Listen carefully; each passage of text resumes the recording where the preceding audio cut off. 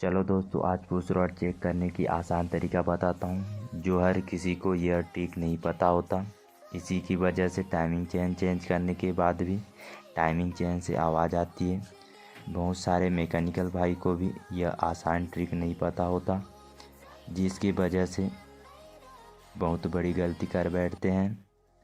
चलो यह आसान ट्रिक वीडियो के माध्यम से समझते हैं। इसे पुश रॉड या चेन टेंशनर बोलते हैं। इसे चेक करने के लिए पेट्रोल ऊपर डालते हैं। पेट्रोल नहीं रुका तो इसका मतलब पुश रॉड खराब है। देख सकते हो पेट्रोल नहीं रुका, इसका मतलब पुश रॉड खराब है।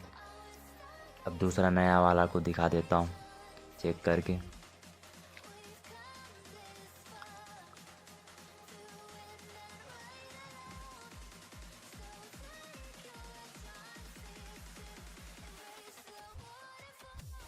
देख सकते हो दूसरा नया वाला पुश रॉड में